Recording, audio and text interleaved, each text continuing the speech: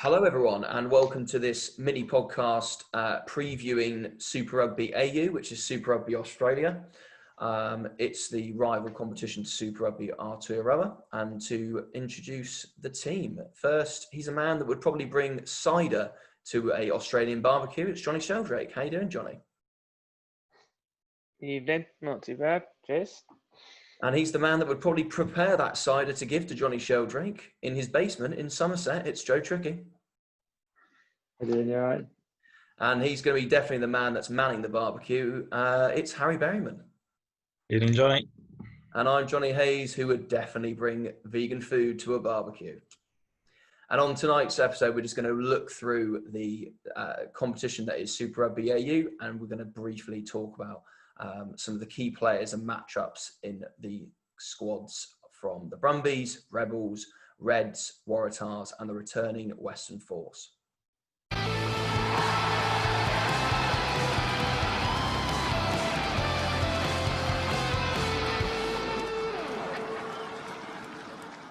First of all, let's start with the fact that it's just a pretty boring, dull name, but there's a couple of little differences that I wanted to highlight to everyone before we got into it. So it's the same sort of competition structure as Super Rugby Aotearoa with the 5 Australian teams. So we've got the Brumbies, Waratahs, Rebels, Reds, and the Western Force, who, for those that don't know, were not kicked out is the wrong word, but it will do for now, out of Super Rugby back in 2018. They've sort of had a weird peak where they've been playing in the NRC and global rapid rugby competitions. They actually won the NRC competition, which is basically the Australian Premiership, in 2019. So they've been invited back into this competition.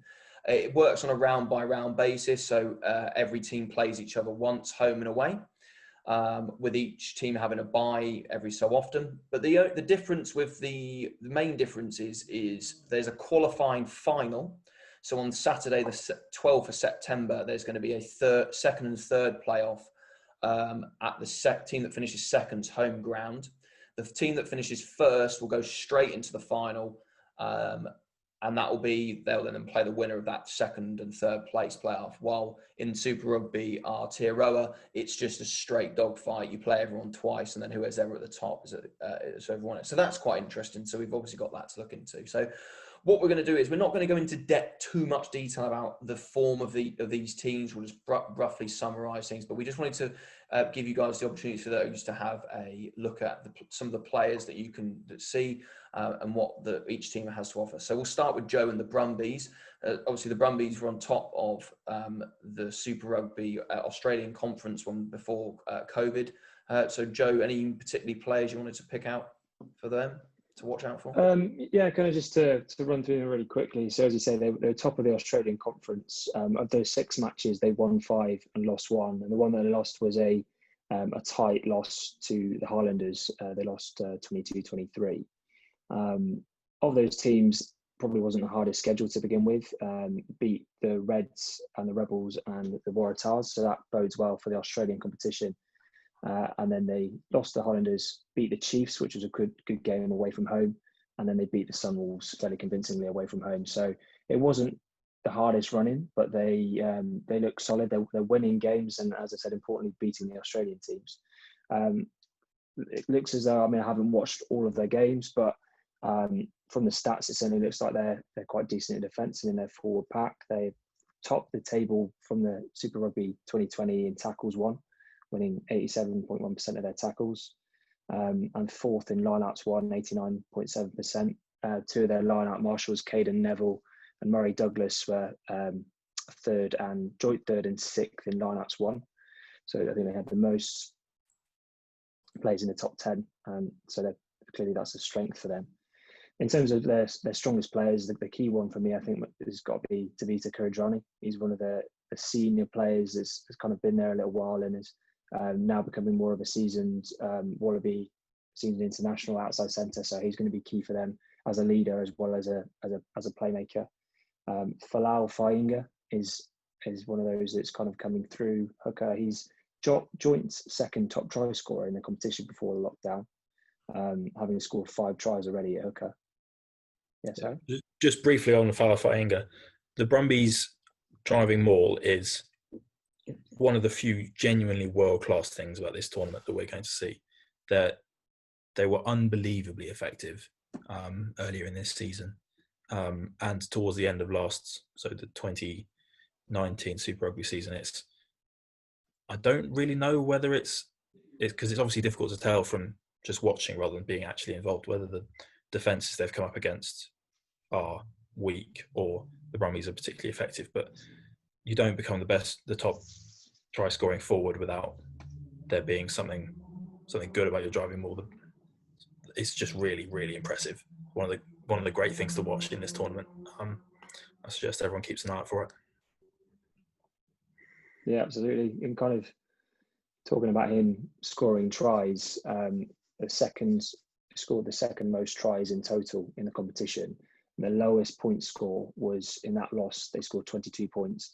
The other matches, they scored 27, 39, 26, 47, 47. So they're a team that can score tries, mainly through the likes of, they've got Thomas Banks, their fullback, who scored 4 already, beating 22 defenders, and Tom Wright on the wing, who's again scored 4 tries and made 10 clean breaks. So yeah, they've got some strong runners in that back line. And then kind of just to tie it off, the last one of my kind of, if I'm calling it a top 5, the last one would be Lachlan McCaffrey, who's kind of, again, one of the older players, good back row player. He's had forays into international rugby with the Wallabies. So I don't think he played a huge amount in that first part of the competition, but he's going to be key for them. He was, English fans, you will have seen him. He played for Leicester Tigers for 3 seasons. He was also at London Welsh when London Welsh came up into the Premiership with Perry Weepu. He was one of those signings from there. He's gone back over and had a stellar couple of seasons with the Brumbies. So, yeah, if you might have heard of that name before. I think he had a couple of injuries earlier in this Super Rugby season. They really miss him when he's not there. The back row is quite good outside of him. But he really brings it together as both a line-out option and a just solid defence and as a carrying option. It's one of those key back rowers that you have, whereas some are more specialist than others, but he's 7 out of 10 at every skill you would need out of a forward. Really important player. Cool. We'll move on to the Rebels, so the youngest Australian Super Rugby team. They finished second in the overall standings. 3 wins, 3 losses. Points for, again, they seem to score a lot of points, but they also seem to concede a lot. So they've got 166 for, 160 against, and then they've scored 23 tries, conceded 22 tries. But they've got a lot of Australians, especially in their back line. I hadn't had a lot of their forward players, but they've got some exciting backs anyway. So they've got Dane Haylor-Petty. They've got Marika Corambetti, who's just come back from Japan, always just going off to Japan. He's very, very exciting. You've obviously got the playmaker Matt Tamura at fly half. He's very exciting. And they've got Reece Hodge as well, who can play on the wing and fullback. And then some other players you might have not have heard of. And one of those is Andrew Kellaway, who was at the Northampton Saints for a few seasons. He did not particularly go well with the Saints, but he's back in Super Rugby. First season back in Super Rugby. He topped the try scorers before he went into COVID. So 7 tries. So he's been very impressive. He's one to watch on the wing, with Corambetti on the other wing. Then you've got Billy Meeks at 12. Gloucester fans, you'll know Billy Meeks. He was at Gloucester for some time. Again, good player. And then Leicester fans, one for you. You've just signed the wizarding maestro that is Harry Potter. He's a very young up-and-coming winger as well. So someone to look out for in the Leicester Tigers. He's going to be a Leicester Tigers jersey next season. I doubt he'll play a lot because they've got Kellaway and Hodge in front of them.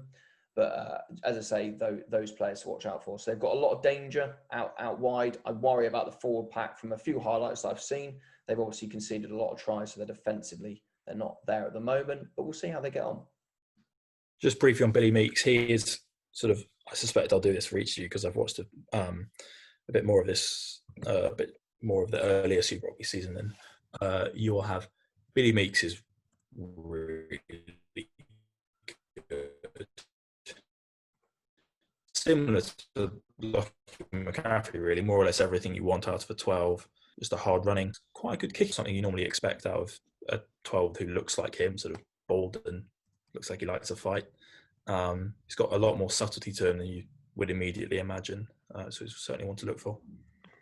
Yeah, I really liked him when I was a Gloucester fan, but it's quite frustrated to see him leave. But he wanted to try and see if he can get in a Wallaby squad, and he certainly kicked on from where he was. So yeah, very good player.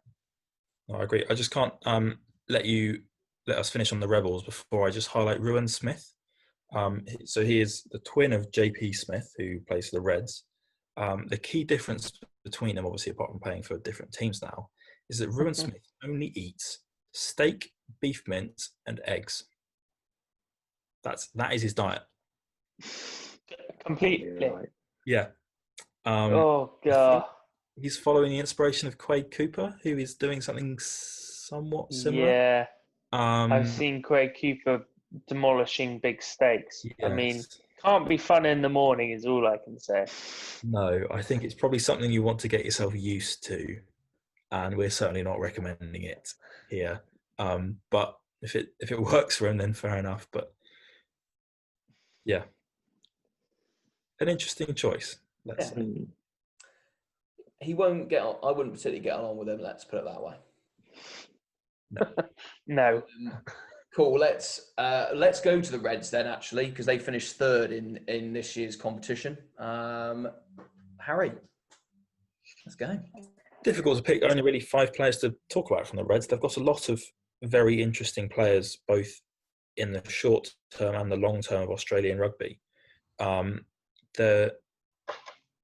think Brad Thorne, when he came in, it was a bit sort of a surprise that he was given so much control so early on. He got rid of a few quite senior players quite quickly, obviously Quade Cooper being amongst them. I think James Slipper as well.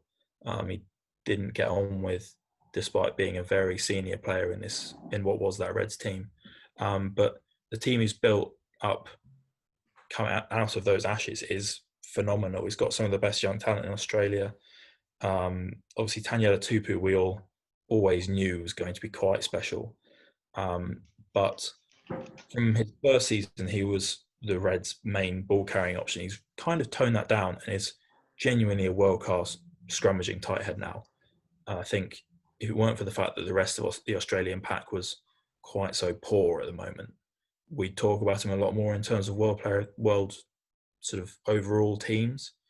He's very, very strong and will really mince most of these other Australian scrums. While also, whenever he gets the ball, he's always quite good value, as we know.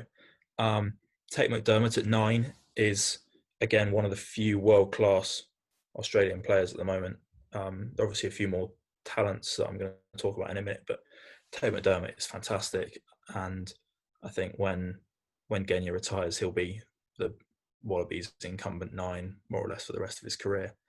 And, well, assuming he stays in Australia, which is not looking intensely likely, given what we know about the wider picture there. It would be a real shame if he did leave and we didn't see as much of him in international rugby as we might hope to if he was, for example, Kiwi or English, and is more likely to stay in the country. But certainly a good value watch. He's got quite funny hair. A bit of a theme more in New Zealand than Australia, but yeah, we all make choices, don't we? Can't take it away from him too much.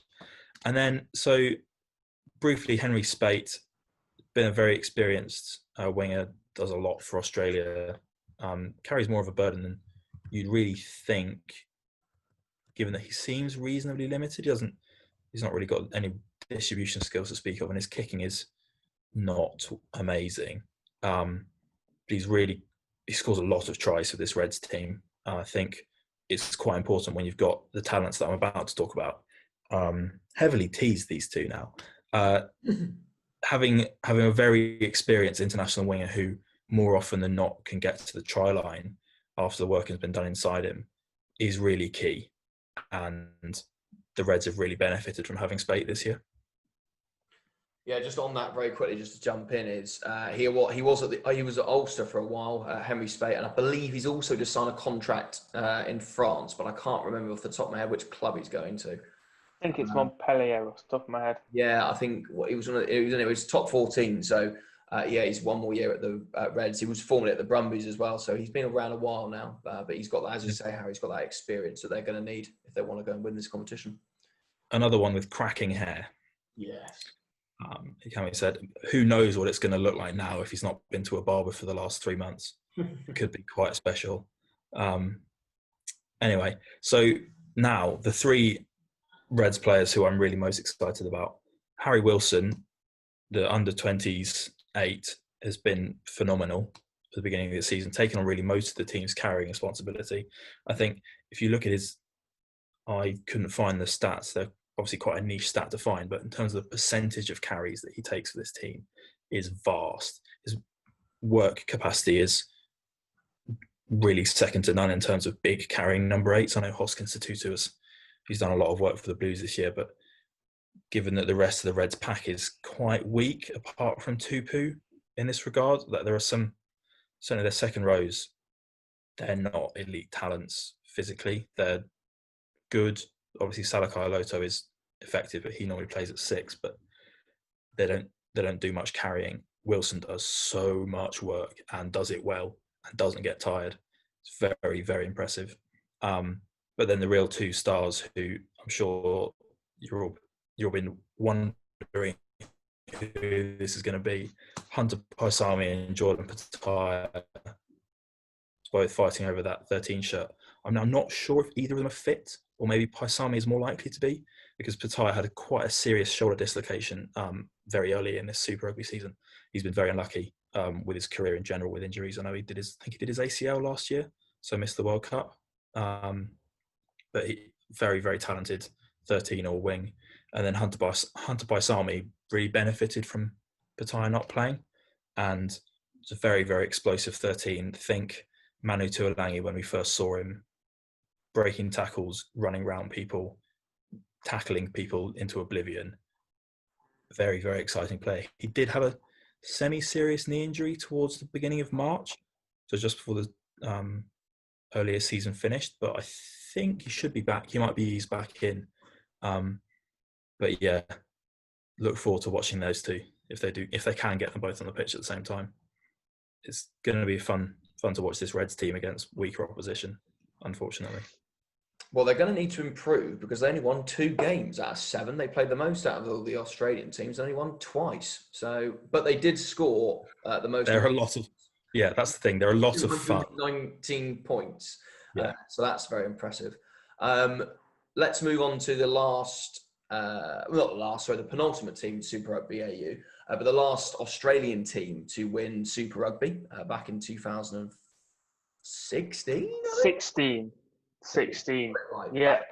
And that is the New South Wales Waratahs. Over to you, Joy. Yeah, well, talking of bad opposition to the Reds, the Waratahs might do that, potentially. We'll see. They only won 1 out of 6 games this year, and that 1 game was against the Lions. So does it really count is a question, because the Lions weren't great at all. New South Wales Waratahs, won it back in 2016. They've kind of just been on a downward trajectory since then. Though, to note, they are back in the ANZ Stadium for the first time in 2 years since it's been redone, which is where they won in 2016. So you never know, that might make a change. But yeah, and I think just to note on their squad, there's a few players who clearly stand out. Obviously, they've just lost Curtly Beale to Racing 92. He's been released from his contract early, which will be an interesting one because he's going to be out next to kind of Finn Russell, Tranduk and Ben Volavola. So where he fits in there will be an interesting one. Obviously, I'm sure he'll start. But back to the Waratahs, I think there's a few players who were obviously the backbone of their team. Bob Simmons, Hooper, Carmichael Hunt. I know he's ex-rugby league, but he's a really good player and is very, very solid. And then Jack Maddox, he's still only 23, but like he's definitely the future of Australian rugby right there. And it'd be interesting to see how Hooper does because he's actually for once had a good rest. But that's the backbone of their team. And I think one of the players who I watched a few games of the Super Rugby when it was originally on this year. One of the players who did stand out, and I think I only saw him play once, but was Angus Bow, who's a 19-year-old prop who's 6'4", 19 stone, and he's very mobile and very good, and from what I could tell, scrummage as well. Yeah. And I think they were raving about him in Australia as a kind of next to the Tongan four, could be the future of the front row in Australia. Harry, go on. It's just one of those things that's particularly sad about Australian rugby at the moment, because if you look at that group of players between what is effectively the current under-20 squad or last year's under-20 squad, and those guys up to about the age of 23 or 24, that's as good a group as any country in the world, and significantly better than any Australian sort of 3 or 4 year age band for a very long time. Oh, wow. Yeah. And it's going to be wasted because of the administration of the game, and the more general community or lack thereof around rugby union in Australia. It's a real shame. Obviously great for whichever English or French club picks them up. I know there are a few players who've used the contract voiding situations that sort of more to their financial advantage, moving to Japan. But yeah, it's just a real shame because there could have been a Wallabies team in the next World Cup and the one after that was as good as anyone, and it's just not going to happen. And can compete. Yeah, they just can't seem to get. I mean, it'll be interesting to see what happens with Dave Rennie coming in. Yeah. Whether that changes it, and he has noting on the Waratahs as well. He has said Hooper's captaincy isn't kind of on the dotted line and already signed. It's not for definite. So it'd be interesting if Hooper's got something to prove if he still wants to keep his captaincy. Yeah. But I can't see them coming. Hooper is still relatively young. He's still be effectively in his physical peak at the next World Cup. He's got 3 more years in him. Yeah, and I think they need some senior players to build it round at least. I mean, we're now past the era of Beale and kind of Giteau and Genya, really. Quite Cooper. And Cooper. Kind of we're past that era now, and I think it's this Super Rugby season is an opportunity to see what Australia can do, and see what they can build from. Because it is an opportunity to reset, and really these clubs can measure themselves against everyone else. And it'd be just good to see the Waratahs not come fourth, I think, from their point of view. I mean, being able to compete with the 3 teams in front of them, I think is kind of a done deal that where the Western Force are coming from, they're going to come last. So it's just whether the Waratahs can turn up, because with the likes of Hooper and Maddox and people, you'd think they would be able to compete somewhere. I completely agree. Maddox is fantastic. Him and Banks, very, very exciting players. They've also, on the Waratahs, have got, I'm going to apologies, Mark, for pronouncing your surname completely wrong, but he was joint 8th in the try scores, 4 tries, scored an absolute worldie against the Crusaders in round 3, I think, of the Super Rugby 2020. And that is, I'm going to have a go at it, so please don't hate me. It's Mark Norwan Gazy? I think it's Nawathinatasi. Right, I completely screwed that up then. I completely apologise. Anyway, Sideshow Bob. At any time, please come on. Please come on, Mark. He's a very exciting player. Flipping hell, he's quick. He's probably one of the quickest players we've talked about. He probably needs to go to JT Strength Conditioning. That's Joe's conditioning brand, everyone. Because he seriously needs to get in the gym, but because he's not exactly. He's very young. He's got a lot of time to fill out. But he's 19. So raw and so quick, something to look out for. And also those that love the journeyman that is James O'Connor. He's at the Reds at the moment. So watch out for James O'Connor popping up onto your screens. And I would legitimately say he is a very important player for them, because none of the other players on that team can kick points at all. So the games when they had O'Connor fit earlier in the season, they were sort of 75% kicking. I think Bryce Hegarty, Jock Campbell, Jock Campbell had some horrible games. It was really hard to watch, kicking points. And that was the difference between them winning and losing quite a few games. Just the inability to make any conversions or kick any penalties. So I think if, having had this bit of a rest, I think if James O'Connor can be reliably in that 12 shirt, he'll make a big difference for them.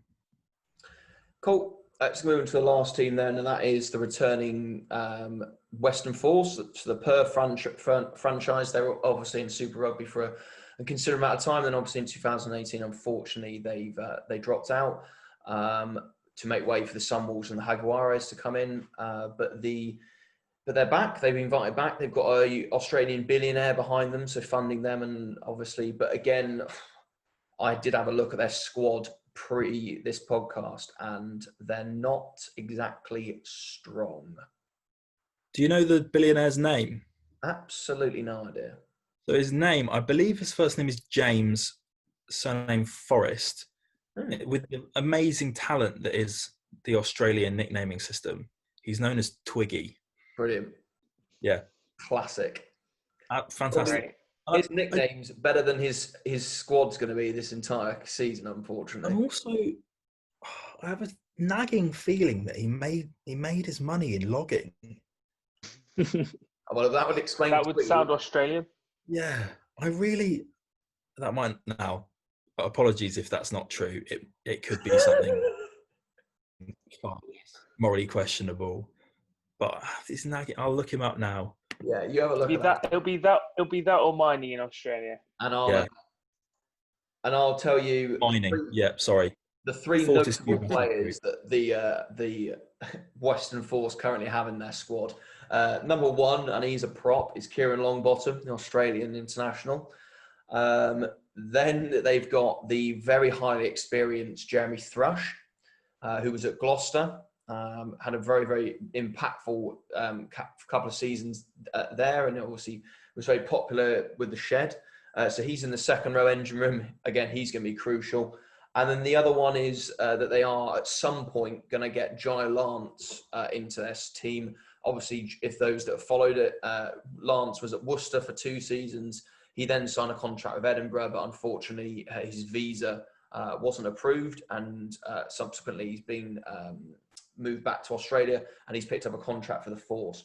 What I have noticed from their squad, and this is me from not watching Australian NRC or anything like that, but they do have, their squad looks exceptionally young.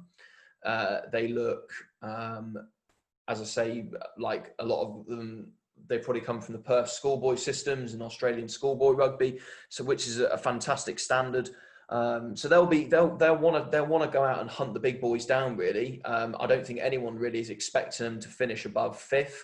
To Croydon, from the pod earlier on Super Rugby Aotearoa, we were talking about the F1 teams. They are literally Williams of F1. They're never going to get on the podium, but they might cause an occasional upset. We don't know. And much loved. Yeah. I think if I'm going to support anyone in this competition, it's going to be the Western Force. I like a plucky underdog. But I don't see them finishing, unfortunately, above 5th. They just don't have the names that they're going to need there. But it's nice that they've been invited back, and it'd be a good opportunity for them to show what they've got to offer. Just very quickly, just to wrap this up, lads, really is just go around one by one and just say who you think is going to win and why. We'll start with you, Joe. Cool. Well, I think it makes a lot of sense. You may well agree with me, but it's the team that I looked at as well. I think the Brumbies looked at the strongest potentially.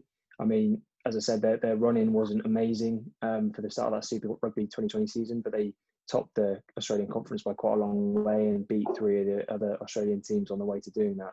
So they've got to be the favourites, I think. Harry? I think it's between the Brumbies and the Reds, that's for sure. Both very different skills, and the Reds are really quite reliant on certain players being fit and staying fit, particularly their centres, so O'Connor and then Pattaya or Paisami. But they've got the Reds have got the firepower to keep up with the Brumbies. It's just whether their pack can hold up to it. but we'll see. Be good to watch. Those two games will be the ones that really make the difference, and I think they'll be the two in the final. Johnny? Yeah, pretty much the same as Harry. I don't think I can really add much to that. I think, yeah, it'd be nice to see the Reds kick on. I always have back to when it was Genya and Cooper running this show, I've always had a bit of an affinity with the Reds in Australia, and I think a lot of people love the way they've tried to play previously, and hopefully with the likes of Henry Spate and James O'Connor, they can actually play some exciting rugby. They've still got Brad Thorne leading the way, and I'm sure he'll get them in a good spirit to play. I'll go, just because it's outside the box, I'll go with the Rebels. I think they've got, as I say, they've got firepower. They've got exciting backs. They've got a lot of Australian internationals in there. Matt Tamu is going to be really key for them. So for me, let's go for the Rebels and see what happens. I don't think their scrum and line-out's going to be any good, but hopefully they can just get the ball out on the wing and Corin Betty can bosh over some people and win the games. Right then, so we'll finish it up there for this sort of preview pod of Super Rugby AU. Join us on Friday where we will look ahead to, well, we'll probably have a little bit of time to review the first game, which is off on my notes. First Australian game, that is. No, Reds versus the Waratahs. And it is the Reds versus the Waratahs in Queensland. So we'll be able to review that game, but also preview Saturday's game, which is the Brumbies taking on the Rebels. The Force get a nice cheeky bite in the first week, which will be nice. And then we'll obviously in that podcast also preview the round 4 of Super Rugby Aotearoa. And yeah, we'll see you there. Have a nice week. See you later, lads. Cheers. Bye.